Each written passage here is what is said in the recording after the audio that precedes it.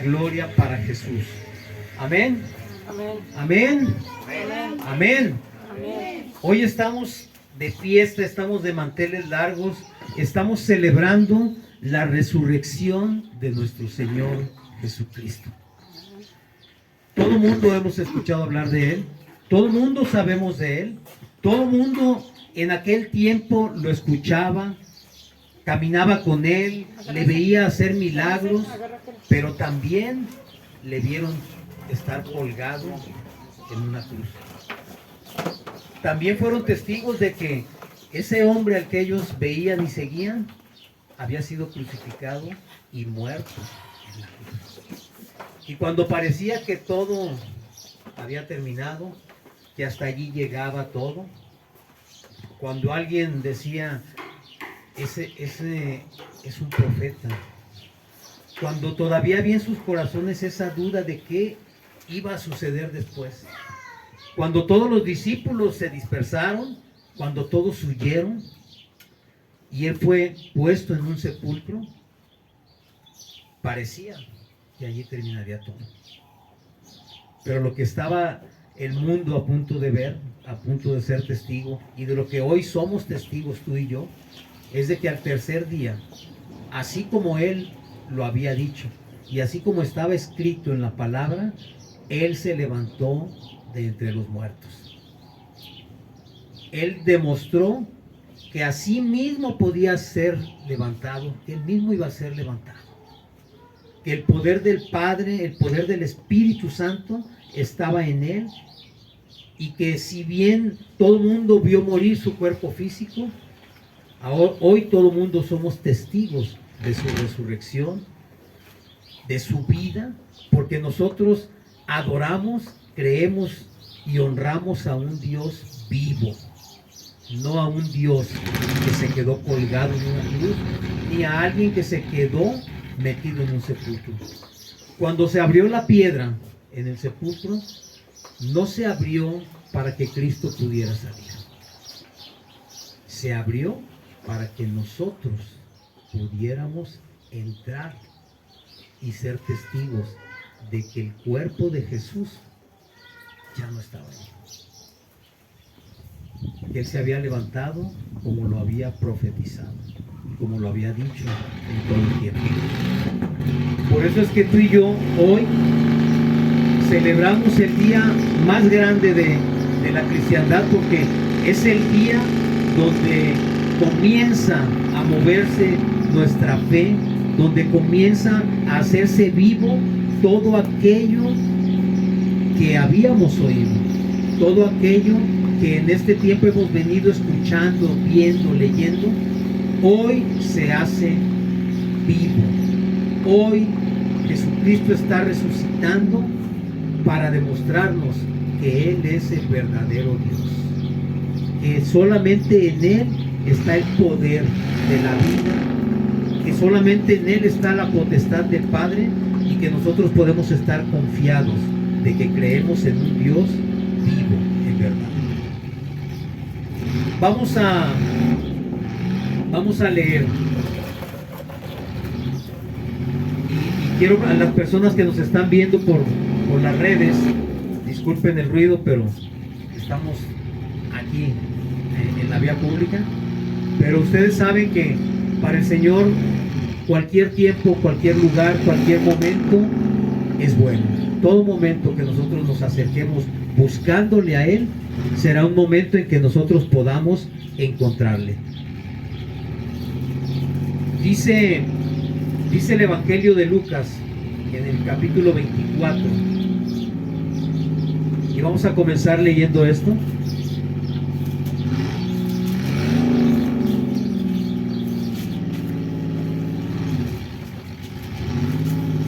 Muy bien, ya lo tenemos todo.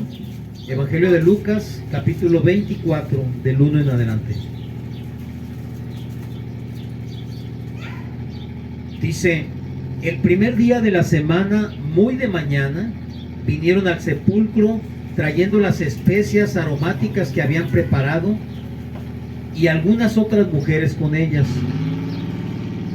Y hallaron removida la piedra del sepulcro, y entrando no hallaron el cuerpo del Señor Jesús. Aconteció que estando ellas perplejas por esto, he aquí se pararon junto a ellas dos varones con vestiduras resplandecientes, y como tuvieron temor y bajaron el rostro a tierra, les dijeron: ¿por qué buscáis entre los muertos al que vive? No está aquí, sino que ha resucitado.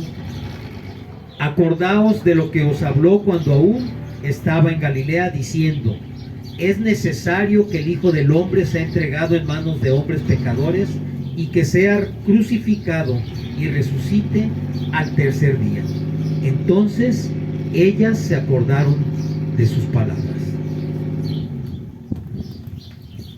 Aquí nos habla la Escritura de que cuando se hubo cumplido el tercer día, cuando había concluido el Shabbat para el pueblo hebreo, y que ellas podían entonces ir al sepulcro a atender el cuerpo de Jesús que habían dejado simplemente allí, que no tuvieron tiempo de ungirlo y de prepararlo como era la costumbre prepararlo en aquellos tiempos. Ellas fueron al sepulcro a buscar precisamente el cuerpo de Jesús y a cumplir con esa tradición, digamos, de embalsamar el cuerpo, de ungirlo con aceites y aromas.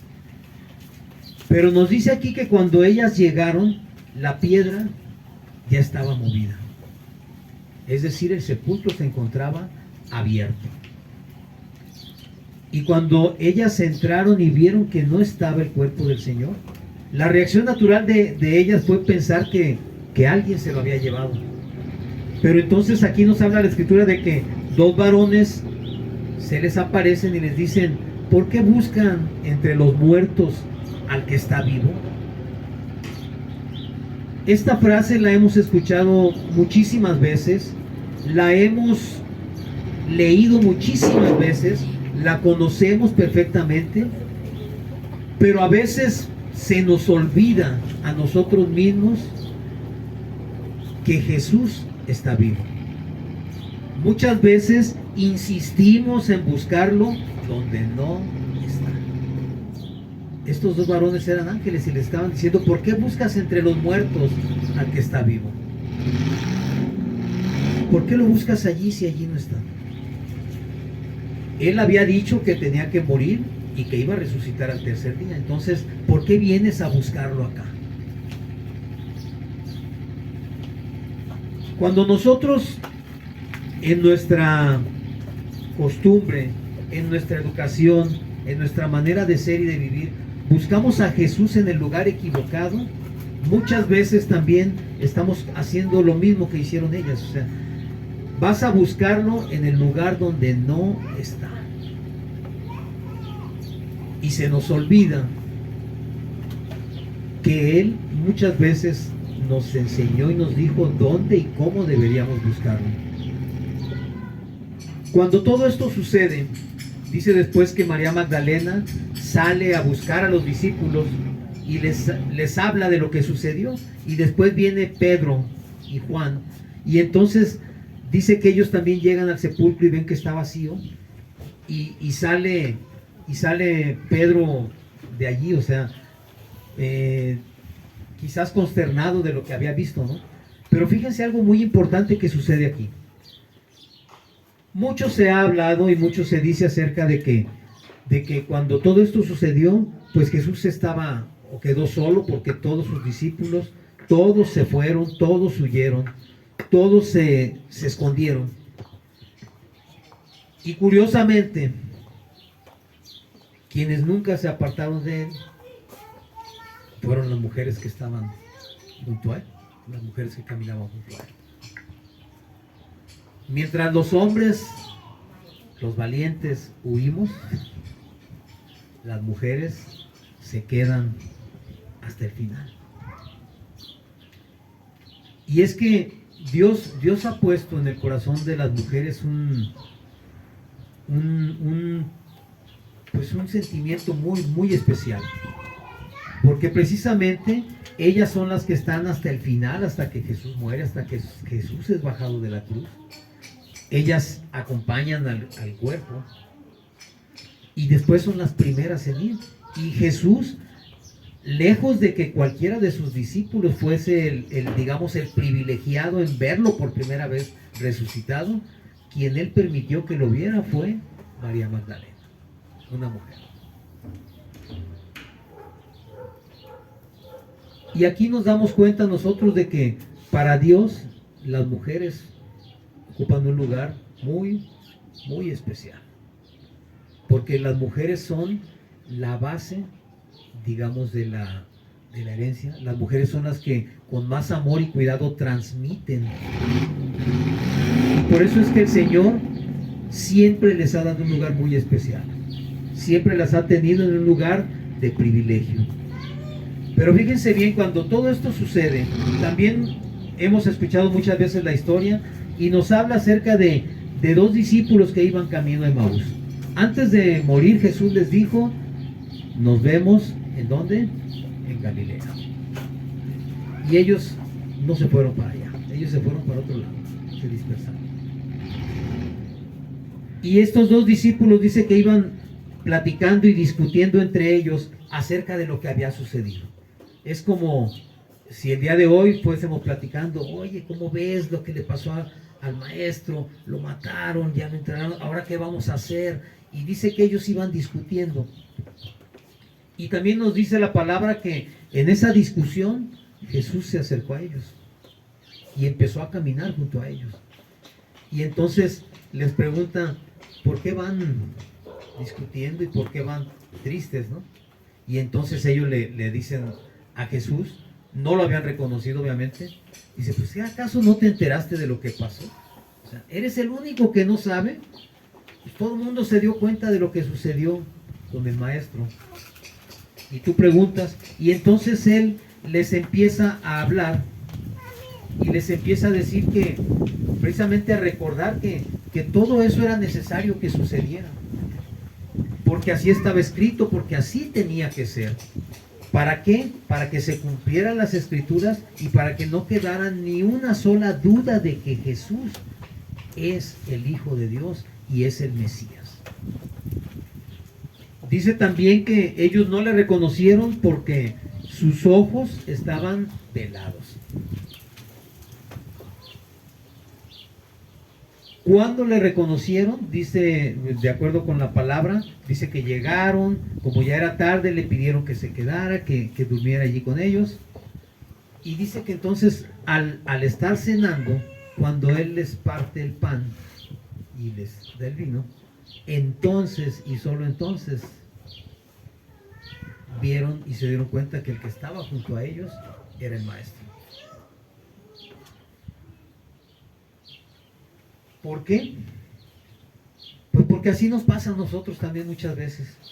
Estamos junto al maestro, estamos en presencia de él y no nos damos cuenta porque nuestros ojos están velados.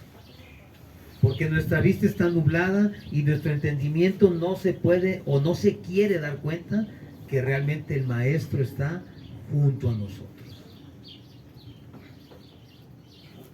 En el Evangelio de Juan nos habla también de cuando Jesús se aparece a los discípulos y entonces todos lo ven y lo tocan, y entonces cuando dicen a Tomás, el maestro resucitó, el maestro estuvo con nosotros, ¿cuál fue la reacción de Tomás? Todo el mundo la conocemos.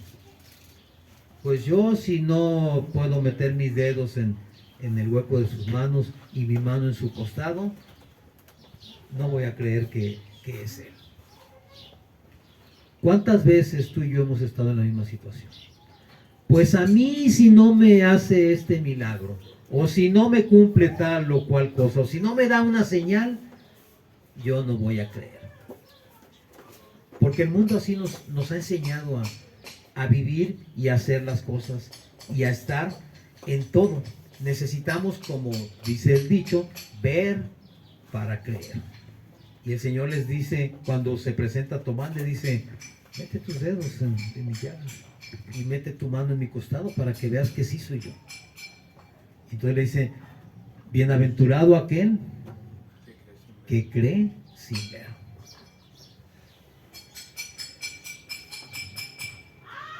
Y más adelante, nos habla también el Evangelio del encuentro que tuvo. Dice que ya se les había aparecido varias veces y pues yo me quiero imaginar que Jesús o cambiaba de forma o de persona o cómo era posible que los discípulos no lo reconocieran si ya se les había aparecido un par de veces. Dice que se les aparece por tercera vez y en esa aparición dice que estaban los discípulos pescando. Entonces él llega y les pregunta que cómo va la pesca, ¿verdad? Y le dicen, mal, toda la noche hemos estado aquí y no hemos pescado nada. Y Jesús les dice, tira la red a la derecha. Y la tiran, y entonces dice que inmediatamente la red se llena de peces. Y entonces, dice que entonces uno de los discípulos le dice a Pedro, es el maestro. Y también nos dice la escritura que Pedro se viste y se avienta al agua y nada hacia la orilla. Fíjense bien, qué increíble es esto, porque recuerdan que en unos capítulos antes, cuando fue la tormenta, Pedro se hundió, siendo un pescador, siendo un nadador, se hundió. Y ahora sí, saltó, se aventó al agua y nadó hacia la orilla. Entonces Pedro sí sabía nadar. Es obvio, un pescador, alguien que está constantemente en el mar, pues necesita saber nadar. Así estamos nosotros también. ¿Por qué se hundió Pedro en la ocasión cuando Jesús le pidió que caminara hacia él? Porque quitó su vista del Señor y porque de alguna manera salió de su zona de confort y estaba entrando a una zona donde estaba siendo probada su fe. Y así somos nosotros también. Dios nos ha dotado de los dones, de las habilidades, de la fe, pero a nosotros en cuanto nos mueven de nuestra zona de confort, en ese momento sentimos que no podemos. En ese momento nos sentimos desprotegidos, nos sentimos que no vamos a poder con aquello que nos está pidiendo. Y entonces dice también que estuvieron platicando con él, pero como que había todavía cierta duda ahí, porque la palabra nos dice que ellos estuvieron platicando y cuando Pedro llegó a la orilla ya estaba servido una mesa y un brasero y había peces ya cocinándose y se sentaron a comer. Y nuevamente, cuando estaban comiendo, que él empezó a repartir la comida, entonces sí dijeron, sí es el Señor. ¿Cuántas veces en nuestras vidas Jesús está allí y no nos damos cuenta hasta que una y otra vez, o tiene que suceder algo extraordinario para que digamos, no, pues sí, es que sí, en verdad, sí estaba el Señor conmigo, porque esto no hubiera sucedido de otra manera. ¿Cuántas veces tú estás esperando que suceda algo en especial y no pasa? Y en cuanto algo piensas o en cuanto recurres al Señor, las cosas cambian inmediatamente. No sé si a ti te ha pasado. A mí me ha sucedido muchísimas veces que estás esperando algo que parece que no va a llegar y de repente las cosas cambian en un segundo y tú dices, wow, esto es obra del Señor. El Señor tiene constantemente que estarse manifestando hacia nosotros para que nosotros le reconozcamos. Pero algo muy, muy importante y algo que a mí me encanta de cuando suceden todas estas cosas al final, es cuando el Señor habla con Pedro.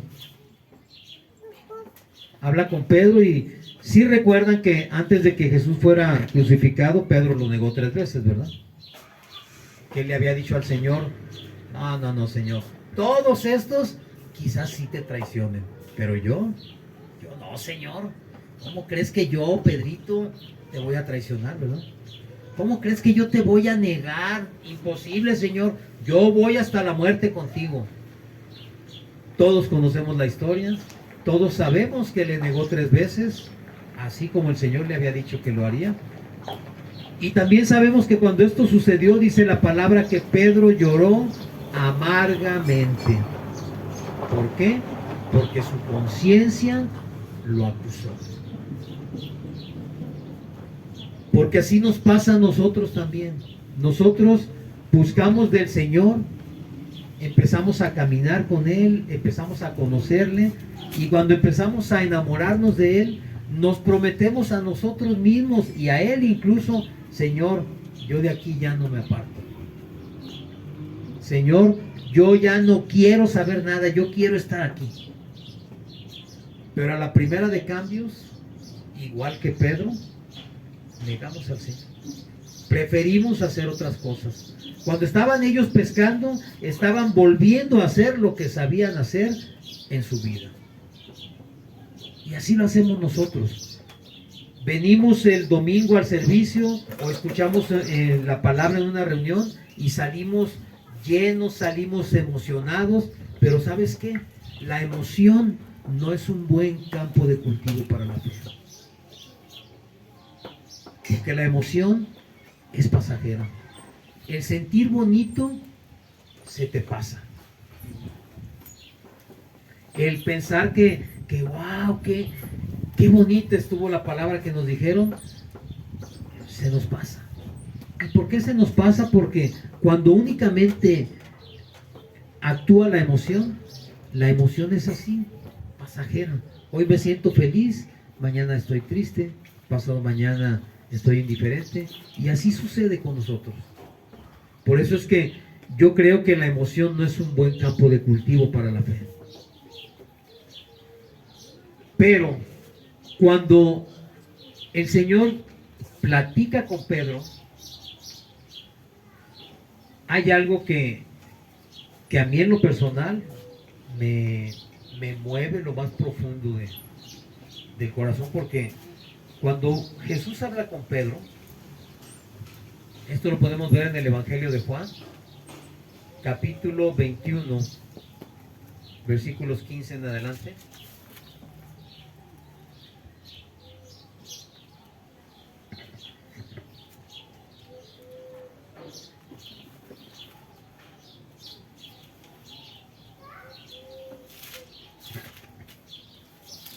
Fíjense bien, ¿se acuerdan que antes de, unos versículos antes también, el Señor ya le había cambiado el nombre a Pedro, ¿verdad?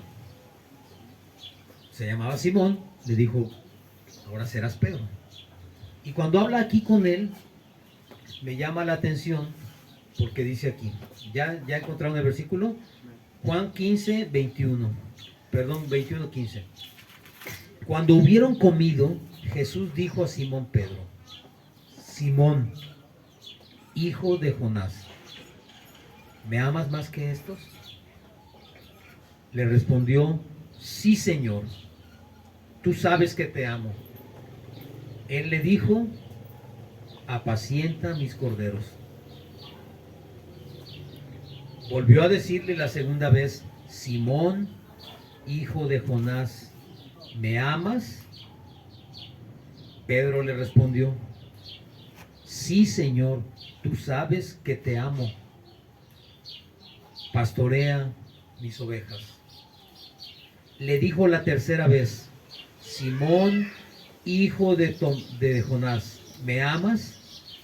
Pedro se entristeció de que le dijese la tercera vez: ¿me amas?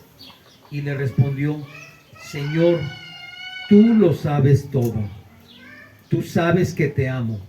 Jesús le dijo: apacienta mis ovejas.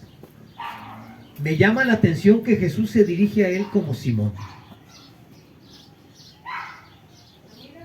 Y aquí nos está hablando de que cuando nosotros estamos en esa situación de desesperanza, de desilusión, donde le hemos fallado al Señor una y otra vez, donde lo hemos negado, donde hemos hecho a un lado lo que habíamos dicho que nosotros íbamos a hacer, es porque estamos volviendo a nuestra antigua naturaleza.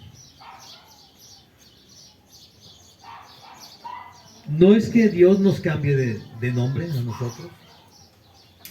Yo toda mi vida me he llamado Oscar, no sé tú, pero toda la vida nos hemos llamado de una manera.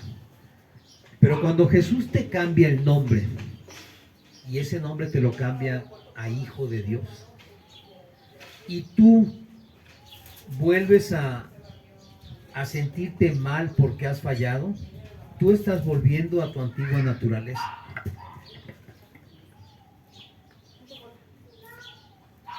No a la que Jesús te ha dado, sino a la antigua. Y por eso es que Jesús le habla a la antigua naturaleza. Y le dice, Oscar, ponle nombre, Oscar, Pepe, Francisco, María, el nombre que tú quieras. ¿Me amas?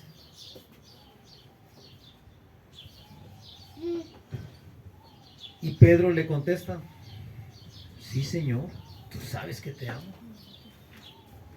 Pero ese primer tú sabes que te amo, pues quizás no fue lo suficientemente sincero, ¿verdad? Cuando tú le preguntas a alguien, oye, ¿sí somos amigos? ¿Sí me quieres? Sí, claro. Esposa mía, ¿me amas? Sí, claro que te amo. Esposo, ¿me amas? Sí, mujer, sí te amo. Tú sabes que sí. Y Jesús le vuelve a preguntar, Simón, hijo de Jonás, ¿me amas? Le pregunta por segunda vez, pero cuando le pregunta la tercera vez, entonces ya Pedro ya no puede en ese momento seguir manteniendo su postura y se rinde delante del Señor. Y le dice, tú lo sabes todo. A ti no te puedo ocultar nada. Le preguntó 3 veces. ¿Por qué? Porque Pedro lo había negado 3 veces. Y lo que Jesús estaba haciendo era hacerle patente que no importaba que él hubiese actuado así, él le estaba perdonando cada una de esas negaciones. Pero en cada una de esas afirmaciones de Pedro, Jesús le puso también una encomienda. Le dice, apacienta mis corderos. Después le dice, pastorea mis ovejas. Fíjense bien, parece que dijera lo mismo el Señor, pero no es lo mismo. Dice, apacienta mis corderos. ¿Los corderos qué son? Son ovejas pequeñitas. Apacentar es darles alimento, darles de comer, cuidarlos. Es decir, cuida a los pequeños. Y no me refiero únicamente a los niños, sino a todos aquellos que están llegando apenas al conocimiento del Señor. Tenemos que cuidarlos. Después le dice, pastorea mis ovejas. Las ovejas ya son borregos más grandes. A esos hay que dirigirlos. Hay que enseñarles cómo mantenerse en el camino y cómo no perderse. Porque pareciera que las ovejas, yo estaba escuchando que las ovejas tienen varias, pues no cualidades, sino características que en algunos puntos son defectos. Tienen muy mala orientación, tienen muy mal oído y tienen un pésimo olfato. Es decir, una oveja, si tú la sueltas, se va a perder, no vas a saber cómo regresar. Por muchas veces que haya pasado por el camino, no vas a saber cómo regresar. Y así somos las ovejas del Señor. Conocemos el camino, sabemos cómo llegar, pero nos perdemos muy fácilmente. Y la tercera encomienda le dice, apacienta mis ovejas. ¿Ya las cuidaste? ¿Ya las tienes en el redil? ¿No se te ha perdido ninguna? Aliméntalas. Y esto lo hace el Señor porque el Señor, cuando estuvo en la tierra, preparó a los discípulos. ¿Para qué? Para que ellos continuaran con la obra. La obra de redención, la obra de salvación estaba hecha, terminada, culminada al 100%, de manera perfecta. Pero hay algo que teníamos que hacer o algo que nos toca a nosotros hacer. Y eso que nos toca a nosotros hacer es precisamente continuar la obra del Señor. ¿Que somos dignos, que estamos preparados? No. Definitivamente no. No hay nadie que pueda decir, yo estoy bien, yo sí sé y yo les voy a enseñar, ustedes síganme a mí. No hay nadie en el mundo que lo pueda hacer. Pero el Señor nos ha confiado esta obra a todos, porque no es una obra exclusiva de los pastores, ni es una obra exclusiva de los líderes. Es una obra que nos toca a todos. Cada quien en su contexto, cada quien en su familia, en sus trabajos, en donde quiera que esté.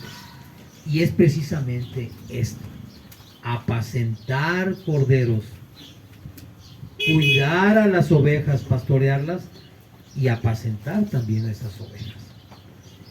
¿Y cómo vamos a poder hacer esto? Pues por nuestras fuerzas, ¿no? El Señor también les dijo, en el mundo tendrán aflicciones, pero confíen, yo he vencido al mundo.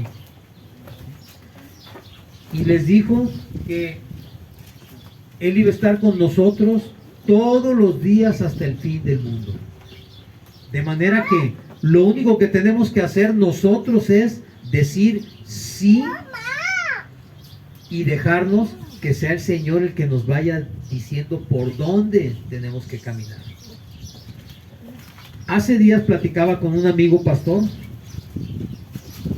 y nos hablaba, ellos hacen misiones en Cuba, tienen misiones en Cuba y van a Cuba a compartir el Evangelio. Nos hablaba de todas las situaciones que tienen que pasar para poder reunirse así como estamos tú y yo. Ellos tienen una hora, únicamente una hora, para poder reunirse. En esa hora tienen que hacer todo. No se pueden pasar ni un minuto, porque además en la reunión hay gente del gobierno.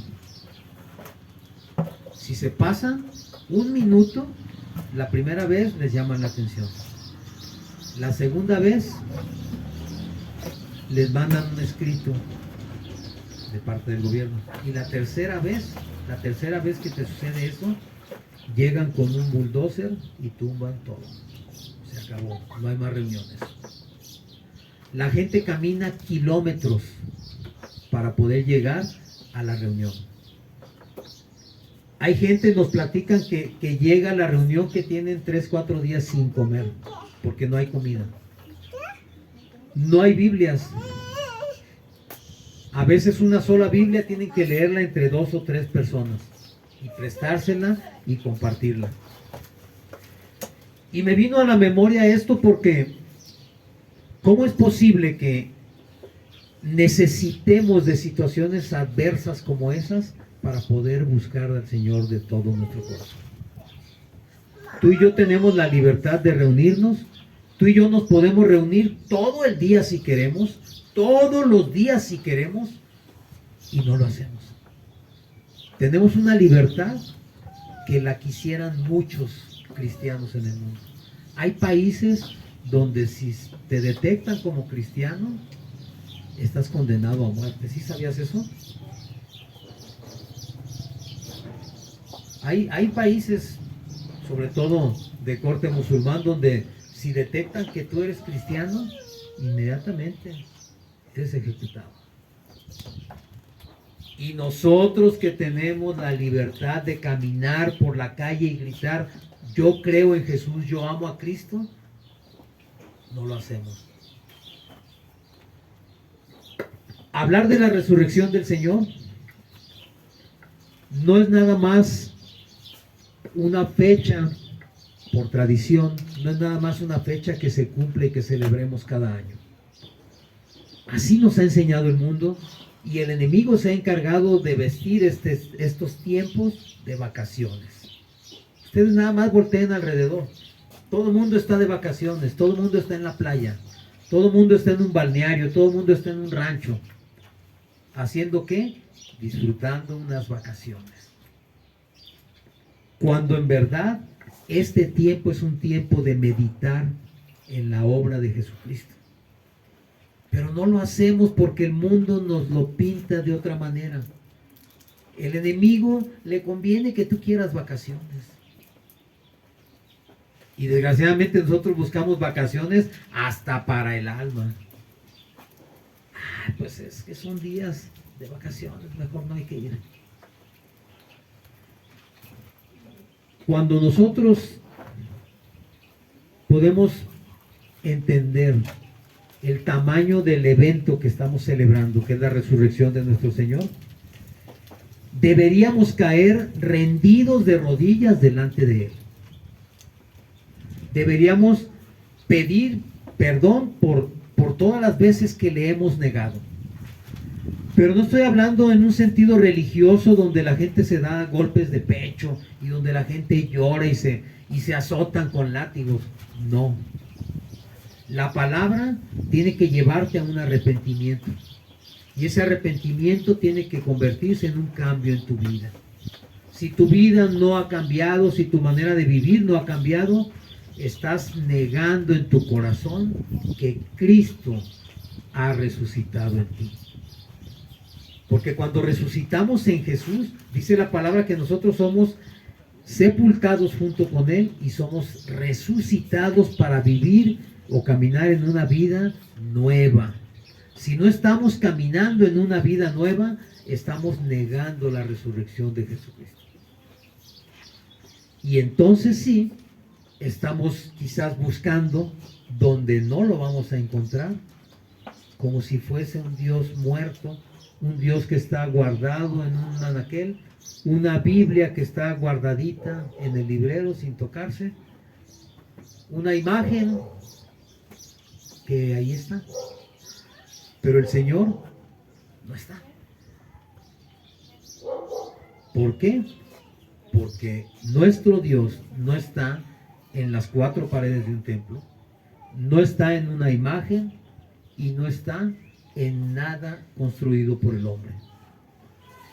Tenemos el privilegio de que Él ha escogido nuestro corazón como su templo. Y si Jesús ha resucitado en nosotros, nosotros deberíamos necesariamente caminar en esa vida nueva en Cristo. ¿Cuántas oportunidades tenemos? Dios es un Dios de oportunidades. Dios nos ama de tal manera que nos va a dar las oportunidades necesarias. Pero nosotros estamos en un momento dado desperdiciando esas oportunidades que el Señor nos da. ¿Cuándo vamos a cambiar nuestras vidas? ¿Hasta que estemos en el lecho de muerte y nos arrepintamos en ese momento? Y digamos, Señor, perdóname. Cuando tienes la oportunidad de que tu vida cambie desde este mismo momento y caminar ahora sí en una libertad, caminar en un amor y una armonía que Jesús nos está regalando desde ya. Yo te invito a que no solamente reflexionemos, sino a que accionemos. Porque si hoy estamos celebrando la resurrección del Señor, si hoy es un día de fiesta para nosotros, tenemos la ventaja y la bendición de que Jesús resucita en nosotros todos los días de nuestras vidas. No tenemos que esperar al próximo año que sea domingo de resurrección. Jesús resucita todos los días en tu corazón. Podemos verlo resucitar en nosotros y de nosotros depende que en verdad caminemos en esa vida nueva que Jesús nos ofrece. No lo eches en saco roto, no te duermas en tus laureles. A veces tenemos que predicar cosas que son, para muchas personas son duras, porque no les gusta escucharlas, pero ¿sabes qué? Nosotros estamos obligados a hablar la verdad, lo que está escrito. Y Jesús te está diciendo, yo vine al mundo, yo viví, yo enseñé, yo morí, pero yo resucité para que tú tengas una vida nueva en mí, para que puedas acercarte confiadamente al trono de misericordia, como dice la palabra, a recibir el oportuno socorro. Y ese trono de misericordia es el trono donde está sentado Jesucristo. y al que tú y yo podemos acudir todas las veces que queramos, con un corazón rendido y dispuesto a creer y a obedecer en verdad lo que Él nos está pidiendo, para poder entonces sí caminar en esa vida nueva que Él nos ha prometido. Amén. Bueno, nos ponemos de pie, vamos a cantar una última alabanza.